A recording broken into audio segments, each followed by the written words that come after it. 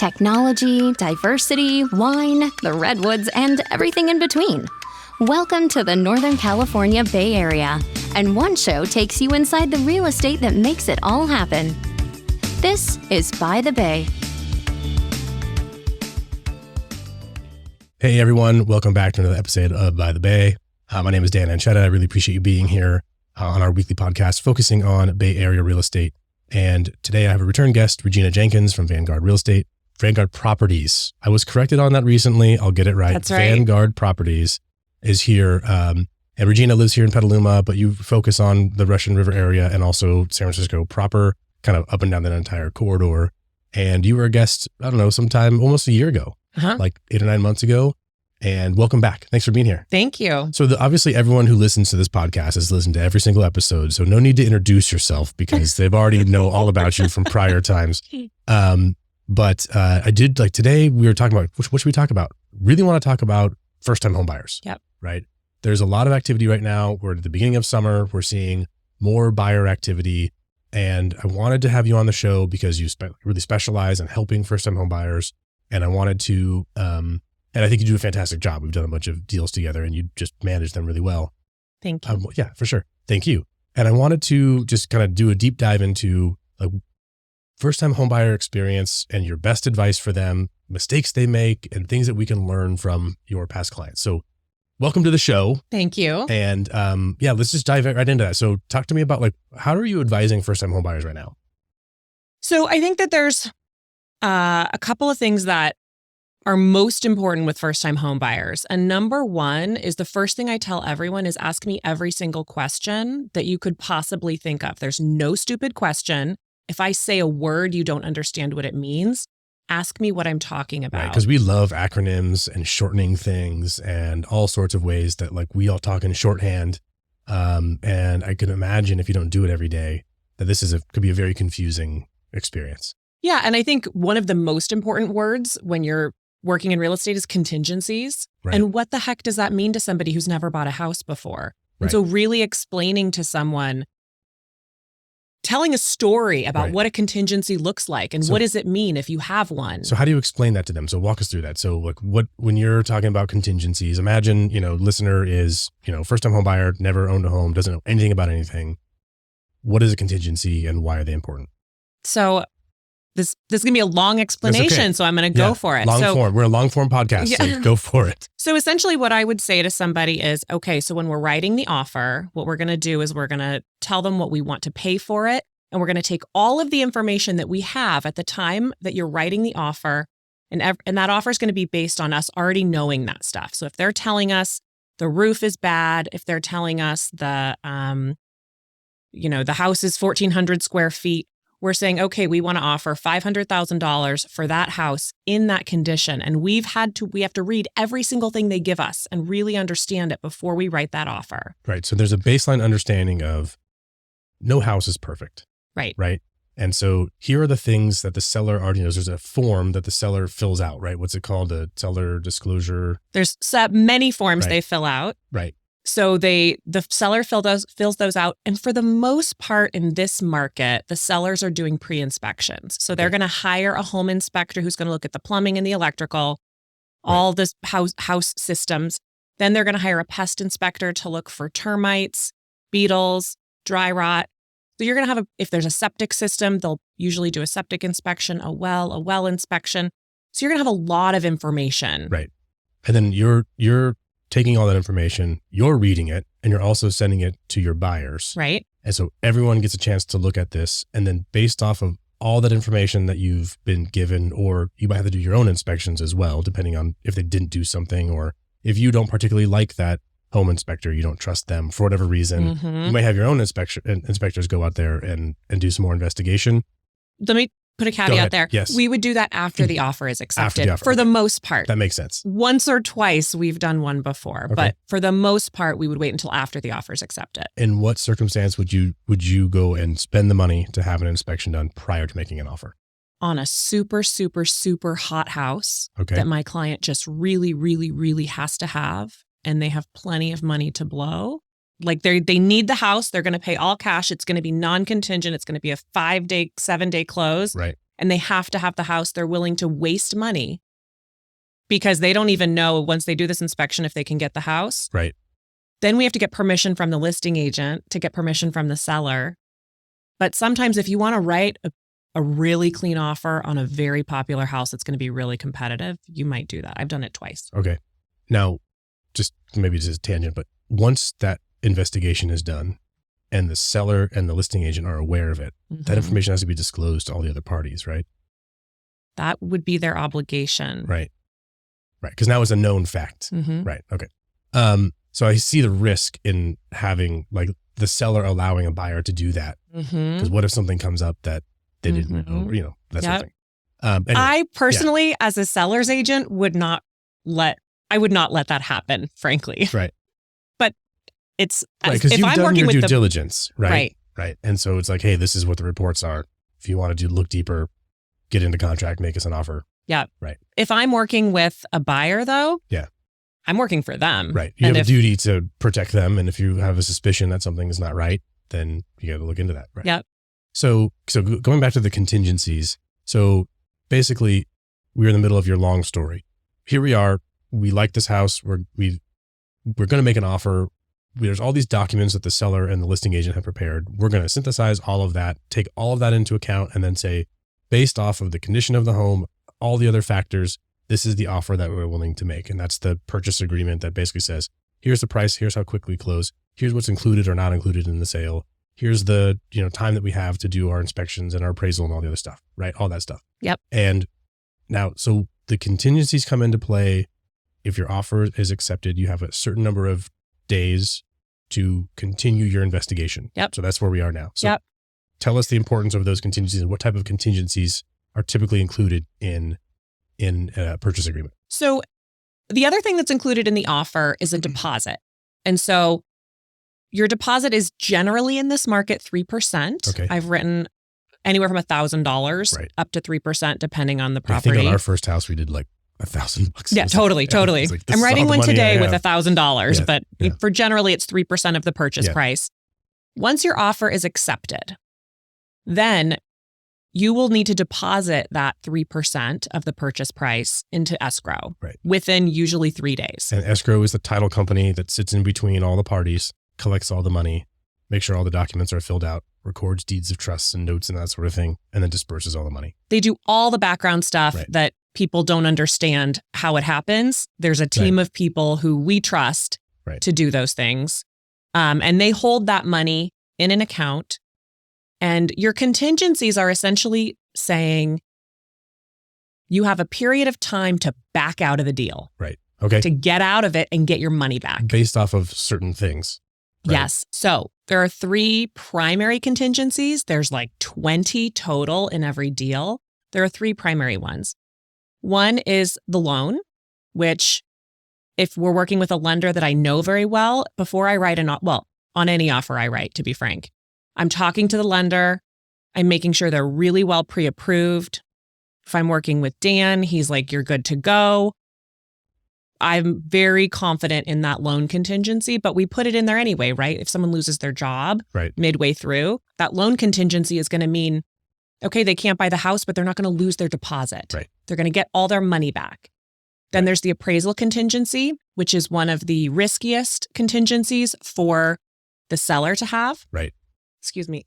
Yeah. So appraisal contingency basically means on most loans, not all loans, but on most loans, we need an appraisal to happen. So a certified, qualified appraiser is going to go out to the house. They're going to look at the condition of the home. They're going to look at the contract and all the comparable sales that have happened in the area and say, based off of all of these things, this is the value of the home, which may be different than the agreed upon purchase price between the seller and the buyer. This is where I've talked about this before on the podcast. Philosophically, this is where I have an issue because the definition of value is what a seller is willing to sell for and a buyer is willing to buy for. And when those two lines intersect, that dot that's on that graph, that is the value. Yep. That said, banks have, a duty to their depositors and their shareholders to make sure that the collateral that they're taking against for a loan, it meets their requirements. So I understand the need for an appraisal, but man, it like irks my soul sometimes that we're, having to have this whole industry of people going out. It's like, well, hey, this is the value. Now, the issue really is about the collateral, making sure that it meets the requirements of the lender. Excuse me. So anyway, so that contingency is in place to protect both the buyer and the lender. Right. To make sure that the home is the same, like roughly the same value as the purchase price. Yep. Okay.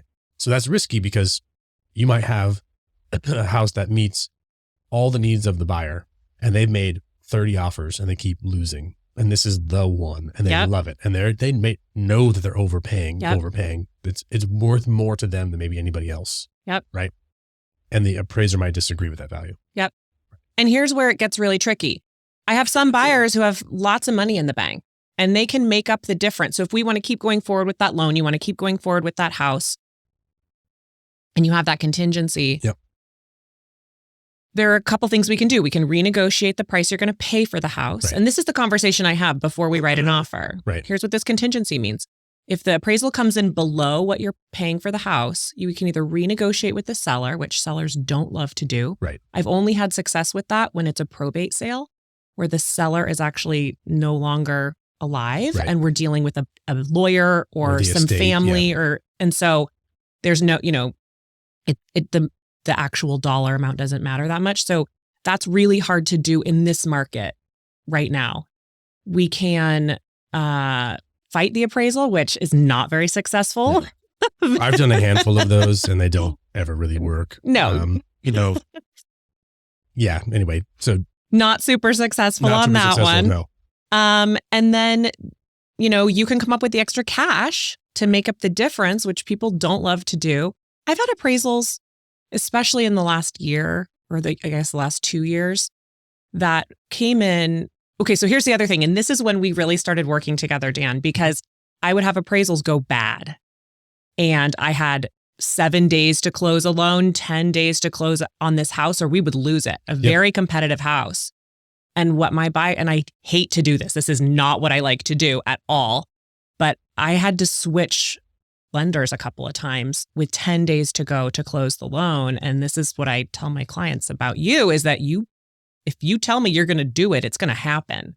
And so we've had to switch lenders, get a whole new appraisal. And this is where appraisals drive all of us nuts because there could be a $200,000 difference in value from one person from one appraiser to the other appraiser. Yeah. So so we'll get back to the conversation about first-time home buyers, but we're talking about bias in the appraisal industry, and there's also different types of bias. But bias is basically means they have different opinion or they have a different perspective on it.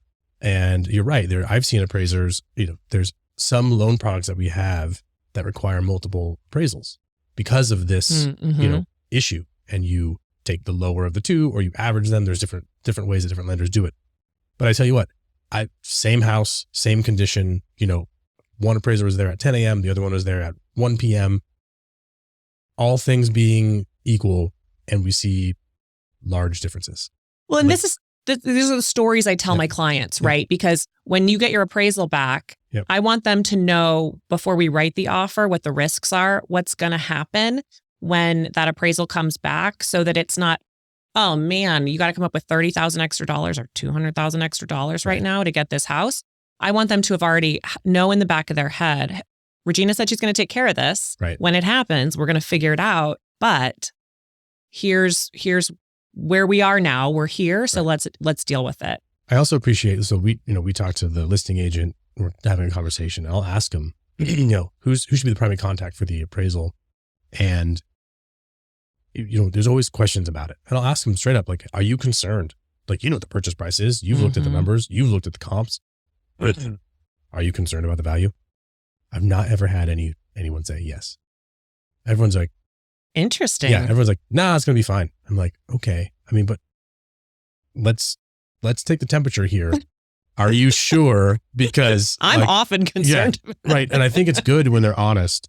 Maybe I take that back. I think there have been a few, but I think for the vast majority, even if I'm like, hey, this is, I know this area and I'm not sure about a $900,000 house in that neighborhood. Right. And most of the time I'm like, no, I think the data supports it. Okay, great. So come ready with your data. Yes. Meet the appraiser there. Don't let them go there, tour the house by themselves. Yes. Be there on site And if you've got multiple offers, like this is like I think we're heading into another kind of hot appreciating market again. 100% agree with you. And so like buyers agents out there looking for advice, listening to this wonderful podcast, like if you got multiple offers on that deal, right? If there's like 8 offers on that deal, like bring the first page of all of those different offers and like show the appraiser. I know that the data might lag, but I'm telling you, this is what the market's doing. 9 people all agree that this house is worth between 905 and 930. Yeah. We took the 9, like, so you could see, even though all the comps might say it's 875, that's not the reality of this market right now. So please take that into consideration of the accelerating market. Here's the supporting documents that helps kind of give you some meaning into it. So anyway, I think that the buyer understanding their options with the appraisal, things like we have an FHA loan going on right now in an older house. Okay, there's issues with it. Yep. There's dry rot. There's concrete on the walkway that's uneven. It's a hazard. You can trip. Like there's all these things that you have to meet the requirements for different lenders. And I think just having that understanding of like, we're going to find stuff, right? Yes. And then it's a matter of how do we negotiate our way through that? Yep. Who's going to pay for it? Who's going to fix it? Is that really that big of a deal? Yep. Or can we all agree that the buyer wants the house, the seller wants to sell the house, and we're all going to like find a solution to get someone out there to, paint that thing or, change that handrail or whatever that situation is to make the house lendable. That makes it like the best situation for all parties. Right. So, okay. So let's go back to the nice tangent. This is how it always It is. That's fine. So you have these contingencies, one of them being the appraisal contingency, you have the loan contingency, and then you have the physical inspection contingency. Yeah. Right. So that's like the third. This is the big boy bucket. Yeah. So if the seller has done their due diligence ahead of time, they've had their own termite inspector and their own physical, systems inspections done, all that other stuff. What else are you looking for? Like when you get a buyer in contract, you have all these like pre-inspections that are done. Yep. You still have time and desire to like look deeper into things. Yep. What are you typically seeing, like advising your buyers to do? So I have 2 situations right now where we made offers. They were accepted on properties that had full inspections done, and we did a full inspection period. Now for right now, I can get an inspector out in a week. So we're writing short inspection contingency periods to make our offer competitive. On a 30-day close, this isn't to be like a 28-day, leave it to the last second. This can happen within a couple of days. So I have 10-day and a 7-day on these 2 offers that were just accepted. So one of them, they are first-time home buyers. Okay. And I want them to be very, very comfortable with everything that's wrong with the house. They're not buying a brand new house in a tract. They're buying a house on the side of a hill with drainage stuff, and that's on post and pier foundation. And I want them to really understand. And so one of the reasons why we do, they're doing a full set of inspections on this house. And the reason they're doing that is because they will, and this is something that you should make sure that your agent offers you, make sure that you come to the inspection, right? So 100%. I usually have my clients come an hour after the inspector arrives, so the inspector can do kind of the boring stuff, but then they walk them through every single thing, right? So like a non-grounded outlet is something that could terrify someone who's a first-time homeowner. It sounds like an electrical issue, right? It is an issue, but it's something that's fairly easy to remedy for the most part. So I want my clients to be able to talk to those inspectors and understand that, right? You hear there's termites in the house. Well, almost every house at the Russian River is going to have termites, right? So you want to talk to the inspector about how does this look? So I don't want to be the middleman. I don't want my clients looking at a diagram and trying to figure out what is going on. I want them to have face-to-face with that inspector so they can feel really comfortable. So that's number one. And then the other thing is that there are inspectors who are known for kind of being easy for the sellers to, right? I mean, so there's one pest inspector in Sonoma in the kind of the Russian River that will come through, do the inspection, but won't give costs on any of the repairs. He just gives the cost on fumigation. Okay. So there could be... They're looking for dry rot and other things that are, water and like insect related damage, right? So fumigation is one thing you might need to do to like take out a swarm of termites or whatever, right? Exactly. So say you have a deck that's completely rotted. Right. It's on post and piers. It's on the side of a hill overlooking the river, right? But it needs to be completely replaced. All the supports, everything. Sure. So the pest inspection from this particular company is going to show that you need to do a $10,000 tenting of the whole property. So you're going to go, great. My pest inspection says I have to spend $10,000, Right. but you know, in the grand scheme of things, Sure. what you don't realize is that that's a $140,000 deck to replace. And so what I want to make sure is that if this one particular pest inspection company that everybody loves when you're on the seller side, because it looks Sure. like, oh, pest report, 10 Easy. grand. Yeah. I want to bring in a pest company that's going to give us quotes. And they don't do everything, but they'll at least say, you have to replace this whole deck. That's about this many dollars per square foot. Right. So that's really why we would do that. So those are my first time home buyers who have never owned a home before. I want them to do that. The other interesting thing, and I realized the other day, almost half my clients in the last 2 years have been single women, which is That's a trend. Yeah, more single women are buying homes as compared to single men, and that growth trend is incredible. yeah. It's really that's cool.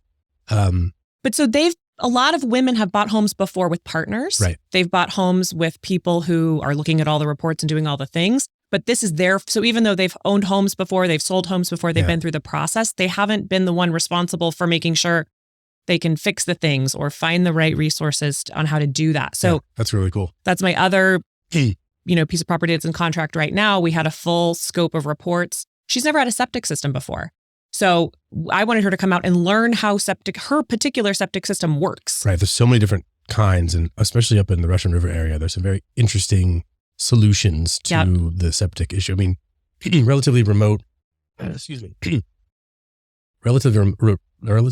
area, and just some of it is on city utilities or county, I guess it is utilities, and then there's lots of places that have very interesting solutions for the septic issue, and it's been built over time, and a lot of those homes are old, and so they didn't have like all the technology and stuff that we have now. And so really understanding that property's specific system, how it works, the conditions it's in, and if and when it needs to be replaced or repaired.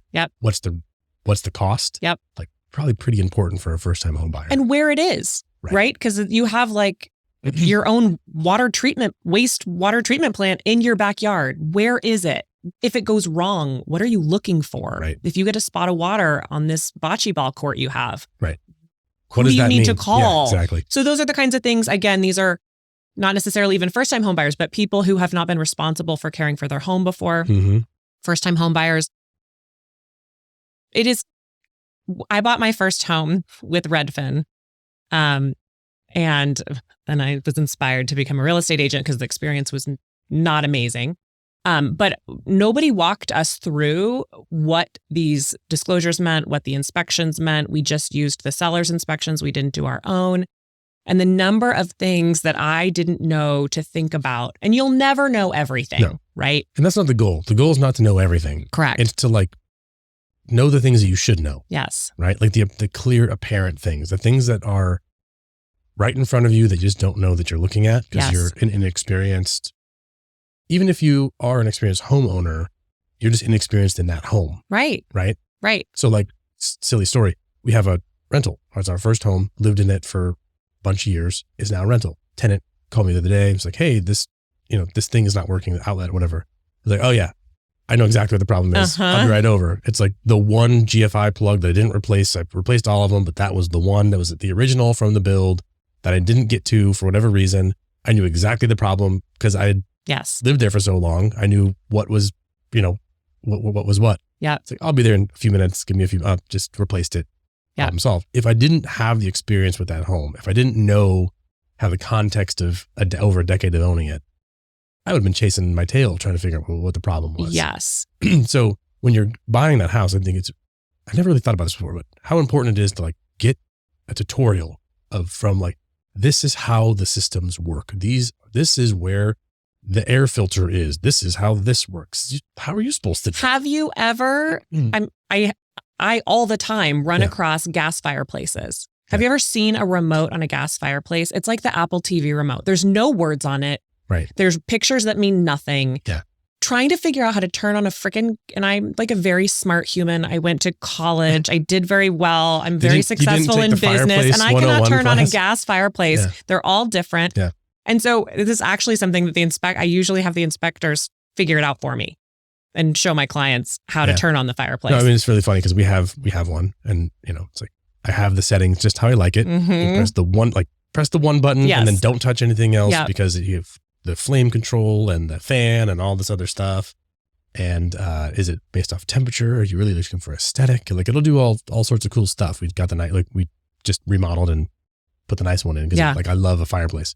But can never really commit to like the wood fireplace, You have to sit there for a long time. I'm not patient enough. You're a busy guy. Right. I like to press the button. You need it to go out so when you're done. I like to enjoy it for like 15 minutes, have a cup of tea, press the button, be done. I have to worry about anyway. Yeah. But they're right. I don't like the rule is it stays up on the high shelf so the kids can't get to it. You press the one button and you don't mess with it after that. Yeah. Anyway. So I want my clients to know everything that they possibly can, right? We were just talking before we started, like I bought this house that I just loved and I had to have it. And I love that house. I love this house. So I love my house right now. But, we moved in and the water line immediately was broken. We had to spend $15,000 about a week after we bought it, which was supposed to go to my new kitchen. This is the water line from the city utilities to the house. It's actually, it's the drain from this kitchen sink that goes out to the street. It just completely broke under the house. The house was flooded underneath. Lovely. So but I see things like this all the time. Right. And I was planning on getting a new kitchen. I'm just going to live with my 1940s original kitchen for a while longer. But so that, that happened. We did a little bit of, remodel, little stuff. Yep. My contractor's like, do you know the inside of your entire wall is completely rotten? Because, you can't find that in an inspection. You have to break down the wall to see if the framing's rotten. So those are things that one would hope they never come across. But it is part of being a homeowner, right? You have to find some of these things. And I'm buying really old homes that were not in great condition because I love to redo stuff. But that's an interesting point because you can't see in between the walls, right? And the seller's not going to let you come and cut a hole in the wall to see what's going on in the behind the scenes, right? So you just kind of have to take a gamble in a certain, take the risk of being the homeowner. And when you open up that wall to replace something, you might find something unexpected. It is. I think it really comes to your agent really knowing who you are. Mm-hmm. So when we were talking about working with first-time home buyers, I don't have the exact same strategy with every single client because different people have different risk assessments. And there are some people who, when we get to know each other, right, this is a really important relationship that we have. And I want to know, you say you don't want to do any work. What does that really mean? Right. Does that mean that you want, you're okay with an 80s house that has all new appliances, but... Yeah, what's your definition of no work? So we have when we hang out, which is what selling real estate is, right? We hang out sometimes for 9 months at a time until you find your house. Sometimes it's the first day, but when we hang out and we're looking at houses, I want to know, you want to paint? You don't even want to paint? Okay, then we're going to just cross a bunch of stuff off the list. For sure. Yeah. So it's really about getting to know your client, what they're excited about, what they're not excited about, how much time they have. Do they have little kids? All of that plays into it. What the circumstances are of their life and how this plays into that overall plan. Yeah. So the inspection contingency is kind of what I call this is your final chance to really get out. Right. So if you have any questions while you're in this inspection contingency period, we need to really get them taken care of. So that's the other thing that I have clients do often is come up with their list of questions for the sellers. So on this one we're doing today, I just sent my list of questions to my buyer. She's going to look at it and see if she has more before we send them to the seller. But it includes looks like there's a pump house in the back yard. What is that thing for? What's that for? It's not on any disclosures. You said the roof is about 8 years old. Well, our inspector said it has 5 years left of life. Tell us why you think the roof is 8 years old. Right. Those kinds of things. You said that you can turn on the gas for the fireplace under a piece of wood in the bookcase. We can't find it. Can you take a picture? Those kinds of things, because those are the things you're looking for in those. What if there is a non-working well? What does that mean? Right. We need to know those things. So sure. No, there's so many details. And I think when people live in their homes and they do stuff, right? Like you just make stuff work for you and your family. And you might put something someplace and do something a specific way that works for you. Yeah. But how do you transfer that knowledge to the next owner? Totally. Yeah, that's really interesting, right? Or and I think that is part of the art of what we do. Yes. Right. Is like communicating about, thinking about the details, but it really impacts the livability and the person's experience in the home. Yes. Like, let's get all that information out ahead of time, so you don't have to try to track down this cellar, 8 months from now when you go to turn on the fireplace for the first time and no one can find the gas line. It's like, well, yeah, you move this rock and then do this thing and then flip over and then it's right there. Yeah. How am I supposed to know that? Yeah. And this is a really stupid one, but figuring out how to, some beautiful, beautiful doors, like French doors or even some of the bifold doors. How the hell do you open them? Sorry, maybe I shouldn't say hell on here. How do you open them? How do you lock them? Right. How do you hold, it's not super easy. And so people are can't figure it out. And we go over there and we figure it out together, or we call the seller. But the biggest thing for me in our current house is the irrigation system. Oh my God. I can't figure out what is attached to what. Totally. Because the person lived there for a bunch of years and they just kind of kept adding things to it and put a T here and then run this line over here. And frequently, irrigation comes on, the drip thing. And I just hear spraying water against the fence. I'm like, what the hell is that? Right. Yeah. So go outside. Right. Oh, well, there's a whole other line that must have been buried that finally became unearthed. And now there's one little hole from when there was a little, sub tube thing and it's spraying against the fence. Totally. Got it. So totally. I have a bag of the little stopper plugs. It happens all the time. Right. Because I have no clue what this guy did. I'm sure it made total sense to him, but there's no diagram. There's no plan. It was just, he was living and he just planted a thing and ran a line to it. And now I've got to figure it all out. Well, and again, that's some of the magic and risk of being a homeowner, right? You're not going to know everything. Sure. If you can't figure out the dishwasher, I would prefer not to bother the seller about that 2 weeks after you move in. But that is those are the things you're looking for. Right. You're asking questions about. You would never know the irrigation system is wacky. Right. That's part of the magic. That's part of the joy of being a homeowner. It's a great time. Yeah. So I think, but that's the biggest one, right? And that's where I have 2 or 3 conversations. Are you sure you're ready? Because go ahead. What are the top 3 or 4 or 5, however you could think off the top of your head, things that buyers really need to look at? If you were to call out, if you had a bunch of inspections, right? And you're like, hey, what are the top couple of things that are often missed that are very costly that we really, really want to, I have one in my head, the sewer lateral, right? It's this is the connection from your house into the city's septic system. Yeah. Right. It's underground. And depending on the age of your house, lots of stuff can happen to it. And we don't know what material it's made out of. It might be blocked or clogged. It might be broken. A root might be growing through it. And if that's not in good shape, you have to get that fixed. It's not cheap. And it is not cheap. Yeah. And so a lot of cities have required that prior to sale that there is a inspection of the sewer lateral. Not a lot of them in our area have done that. I'm curious about your opinion. For me, that's a must do on everyone's house. Yep. Right. Because if not, it could be, you got to dig up landscaping. You might have to move, you could have to jackhammer concrete. There's so much stuff that you might have to do to fix this thing. Yep. It could be $20,000, $30,000. Yep. So are there other things like that you're hey, on every single one of my buyers, these are my top 5 concerns or I think that really need to be looked at? I will never say always, because there's always an exception to the rule. Like I said, if there's somebody who, I have a lot of investors that I work with and they don't care. They're Right. buying Their risk appetite is different than a first-time home buyer. They've got $10 million bucks in the bank. And they know these things happen. Yeah, and they're planning on tearing down the house. They don't care. They've bought many, many homes. Sure. So that's a really different situation. Of course. We're talking first-time home buyers. I'm going to say, and I thought perhaps the second home market was going to be slow. We're not there. So I still am doing the majority of my business in the Russian River. Right. So out there, it's 100% septic.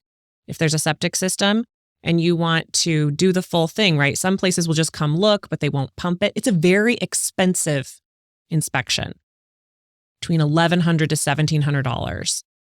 But a septic system could be $150,000. Right. So you really want to make sure that that's done. So septic, absolutely. I mean, the standards are your home inspection, your septic. One thing that is really important, and there's a lot of people who have flipped homes in the last, 2-3 years. And they're very appealing to first-time home buyers. They have groovy cement tiles with designs. They're white. They have gorgeous, trim. They look very fresh. And it's like Joanna Gaines was there herself. Yes. There's shiplap on the walls, succulents in the garden.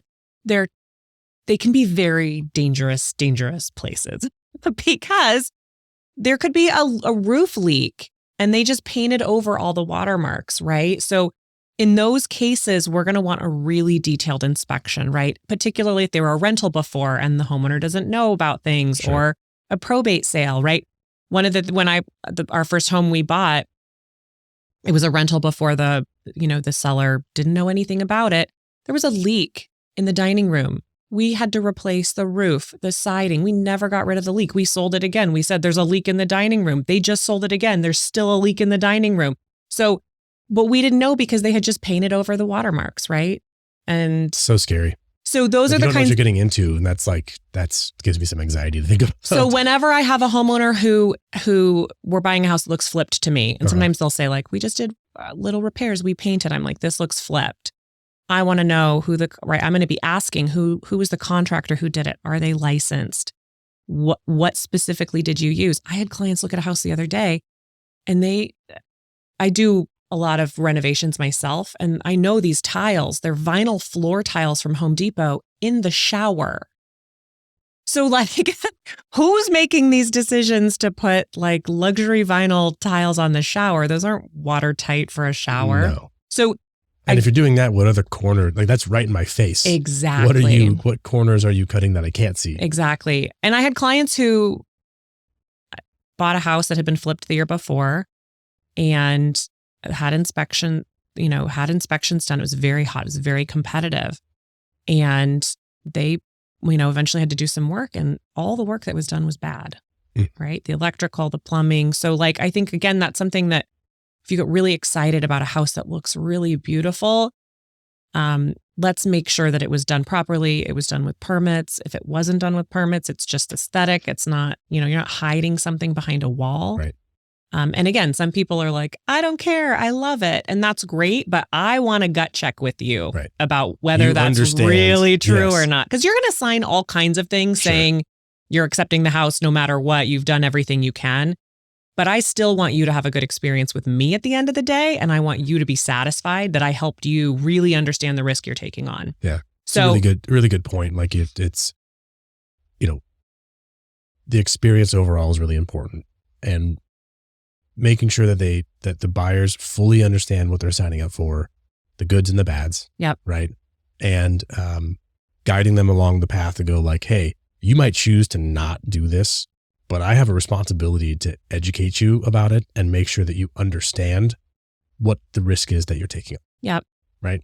And if we're all good there, then we're all good. Yep. But I have a duty to make sure that you are fully aware of what you're signing up for here. Yep. And that's one of the things, the septic systems in the Russian River are so complicated. And whenever I have an agent not from the area who comes in, if you have a redwood box septic system, which is literally redwood in the ground, and that's where everything goes and it just kind of flows out from there. That's my very technical explanation of it. That could impact your ability to get permits for anything you do on your house in the future. It could impact your ability to get a vacation rental permit if that's something that you want. There are so many things that are impacted, right? And the size of the tank has to match the number of bedrooms that are officially in the house, which in the Russian River, you have like official bedroom count and then you have actual bedroom count. Right. So again, it's one of those things where you want a local agent who really knows what's going on in the area and specializes there, because you could really walk into a situation that you don't understand and all of your life goals could be, Right. really messed with if you're buying this home and now you can't add a bedroom, you can't do the remodel you wanted because you have a redwood box. Right. No, So- I think so. Like the first time home buyer advice, I think boiled down here is work with an agent who knows the area, who knows the intricacies of the homes in the area. And that could be a specialized market like the Russian River. It could be downtown Petaluma. I mean, it depends on where you are to really understand what it is that you're buying, understand the risk that you're taking on, understand the reward that you get for making this decision, and to really take the time to be excited. Being excited is great. Totally. Right. But feel that excitement, but then get down to like the practical matter of how does this house function and what is it going to cost to keep it livable and enjoyable, and not, just make the reaction because it looks so nice. Yep. It looks like a place you want to gather your family. Like that's obviously what's going to attract you to the deal. Right. Right. But it doesn't just end there. You really have to like get into it and understand it. And take the time to look behind the curtain a bit. Right. And if I have clients who seem like they really don't, that work is really making them nervous, sometimes we start looking at condos. Right. Where you're not going to be responsible for any of the outside maintenance, right? And there's a lot of people who don't think they want a condo until we really start talking about how much work do you want to do? Yeah. Like, are you interested in gardening, or do you want like a couple of carrots and a tomato plant? Like, so let's really figure this out. And then sometimes condos are the way to go for people. Right. So full circle on the contingencies. Yep. So again, I think one of my most important jobs is to make sure that nobody loses their deposit. That's like 100. You have this time period where you can do all the inspections, and it turns out you don't really want to take on the redwood box situation or whatever. Yep. You'd say, this is more like I'm canceling the deal because X, Y, or Z. Give you my money back. And the only money you're out is the cost of the inspection itself. Right. Oh, right. That's a good point, right? Because you're paying upfront to have your inspector go out and do their deal. Yep. And so a pest inspection is going to be somewhere between $400 and $700. Generally, I'm talking for an average size house. Home inspection, same thing. Septic is going to be much more. Well is going to be in the higher range. So you're going to need to be putting out, a couple $1,000s before you even know if you want to buy the house or not. So you should be really sure before you start spending that money. Excuse me. And so but my client, first-time home buyers particularly are like, okay, what happens with that $28,000, $30,000 that is a lot of money for us? And I'm like, my number one job is to make sure that you don't lose money. To protect your assets and make sure that so if you bail, if you cancel this deal, that you get your money back. And there are lots of things that trigger a deposit, being withheld if you don't end up buying the house. Right. Nobody will be surprised that is happening, right? I have never had someone lose their deposit. Right. But we would know well in advance. They would be making a deliberate decision to lose their deposit. Right. And there's probably a situation where that makes sense. Absolutely. Honestly. Like, hey, we're outside of our, in a competitive market, we're seeing people make offers with no contingencies. Yep. And you might put up, $20,000 and you're like, hey, I kind of have to buy this house. Yep. And if I bail, the seller can kind of keep that deposit. Yep. Because I have no contingencies. Yep. But if it's going to cost you $1 million to fix the house because it's just like really is like, probably should walk away. Mm-hmm. Right. I've not seen that, but I think there probably is a threshold where it's like, hey, I'd rather give up the $20K that way I gambled here, or, that I took the risk with. Yep. And not buy this house. Yep. There's a couple of famous stories in our area of buyers who just put deposits down, waive all their contingencies, and walk away. They just decide they don't want it. So there's like a couple of infamous people out there who do that. But But those are, I mean, I think the most important thing for first-time homebuyers is really understanding those contingencies. Like I said, there's a ton of other ones that are involved there, but those are the ones they have to make big decisions around upfront with timelines. I think I want to highlight here, like the importance of working with an agent that you really like, because there is a lot of details. There's a lot of stuff that, and I should like and trust, right? Because there's a lot of details that if you don't have that level of trust with them, that they're the ones reading the disclosures and fully understanding, that you're just signing away. You're just signing because it's like, well, I guess this is what I got to do. And it's really, really important that you work with a credible agent that you trust and like and enjoy spending time with, because you can't possibly understand everything as a first-time homebuyer. No. It's almost unfair in a way that's like, hey, here's all these legal things that these attorneys have put together, and you're brand new to this, Mr. and Mrs. Homebuyer, understand all of this and then make a huge 30-year financial commitment to it. Like, that's a lot to do in 7 days. So, and there's a lot of benefit though, right? I mean, totally. like, so it's a huge risk you're taking and this amazing reward. 100%. But absolutely. Right. I mean, it shouldn't feel that risky. And it won't feel that risky if you're working with an agent who knows the area, knows the other agents, has good relationships, has done their due diligence and can synthesize things down, has relationships with those inspectors that can call them and say, hey, this report kind of is pretty heavy. Tell me what's really happening here, right? Like, let's have a real frank conversation because we do all know each other. We all do business together. What is the deal with this house?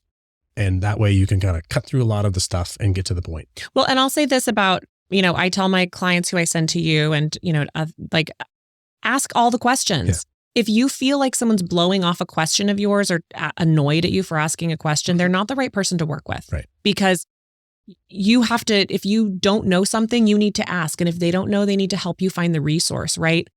Title reports are so confusing for people, right? So we need to make sure we're working with people at the title company. The title report for first-time homebuyers is where you find out like what is close to what the lot lines are. Are there any easements on your property? Do other people have a right to access your property? Right.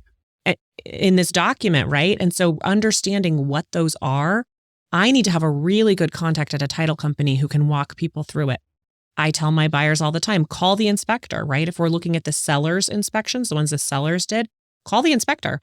Yeah. Ask them how serious this problem is. And a good inspector will say, hey, I got to charge you for my time, but it's worth it for $100 to have me meet you out there. I'll bring my little laser pointer and let's go look at everything on the report together. Yeah. Like, that's the people you want to work with. Yeah. And I think the other thing too is, again, and I'll say this over and over again, you want to work with a local agent who really understands the market and has the contacts, right? Like, if you're working with a Sonoma County agent in San Francisco and you maybe have a foundation that you want inspected, you're not going to get your Sonoma County foundation person to come look at your foundation in San Francisco and vice versa, right? I wouldn't bring, the post and pier foundations out at the river are totally different.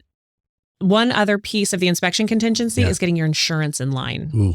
And because it is very important. It's one of the first things I tell people is call your insurance agent that you already work with now, figure it out. And then I'm going to connect you with the guy that gets everybody insurance who can't get insurance because you're not going to be able to get insurance on this property. Yeah. And these specialty areas, like, you're dealing with a lot of different intricacies. Like, you've got fire risk, you've got flood risk, you've got earthquake risk, you've got all kinds of risks here. And, there are a lot of insurance companies that have just totally backed out of the area. Yeah.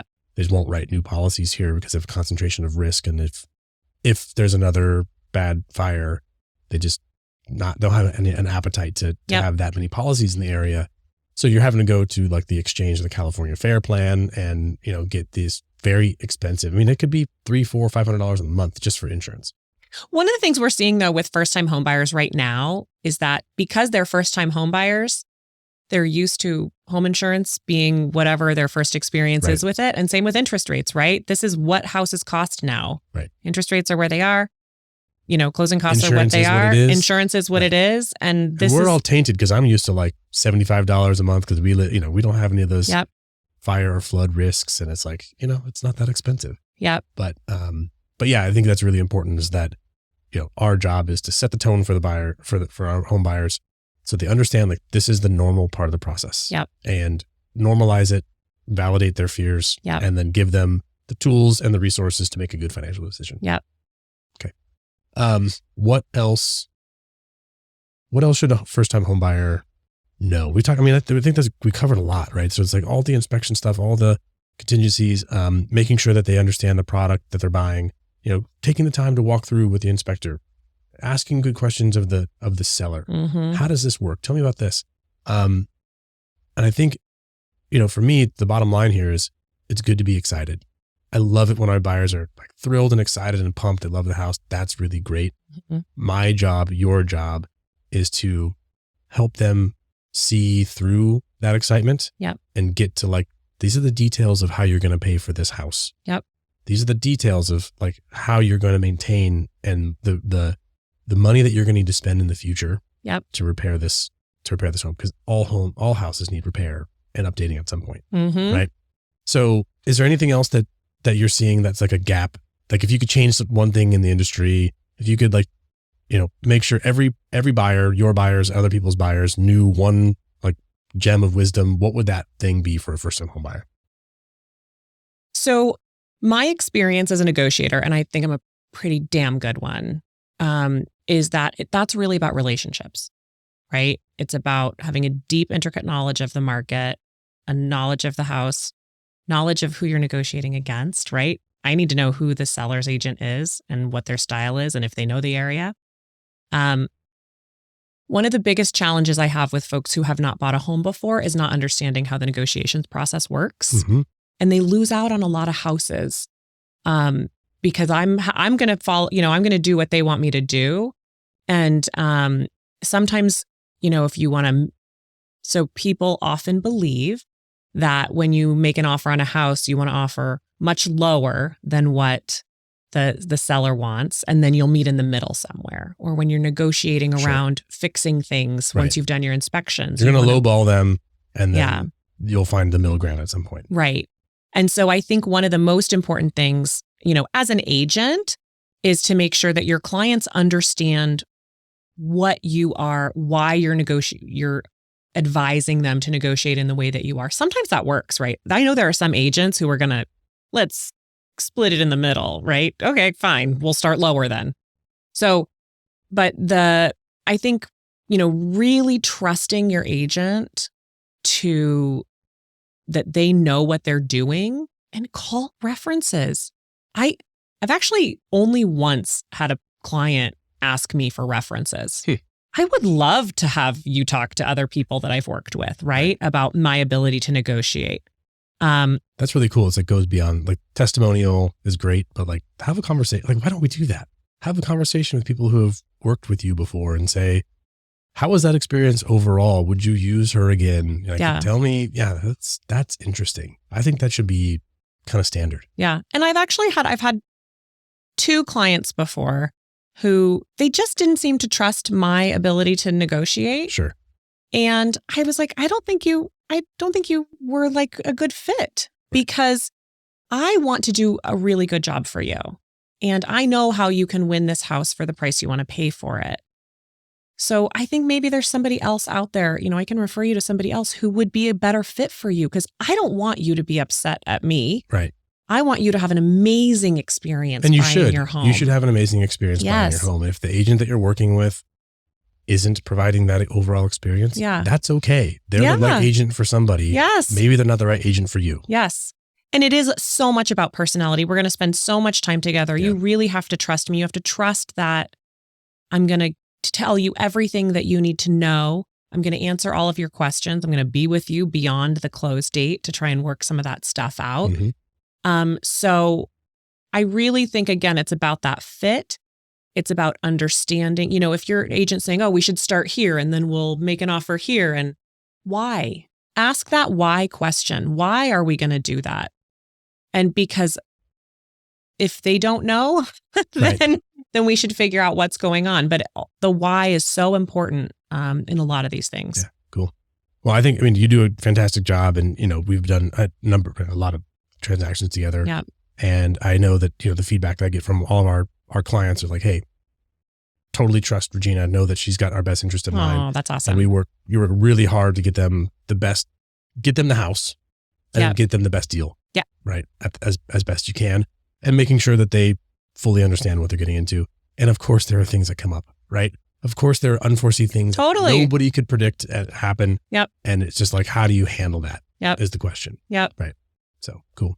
Well, I really appreciate you being on the show and being a great partner. And I really, hope that the listeners are kind of picking up like how important it is for first-time home buyers to be patient, to work with the right agent, to get all the information that they can, and really understand what they're signing up for. That's going to give you a much better overall experience at kind of kicking off your life into home ownership. And it's not something just to be taken lightly. It's just like, oh, just buy it and whatever happens, happens. Like you might be signing up for a major issue and you should know as much as you can going in. Yep. Right. Cool. I appreciate you being here. And thanks for having me. Yeah, for sure. We'll talk about it sometime soon. Okay. Bye. Stay up to date with Bay Area real estate. Hit subscribe now if you haven't already. Did you enjoy this episode? We love reviews in the Apple Podcasts app. We'll read yours on the show. This is By the Bay.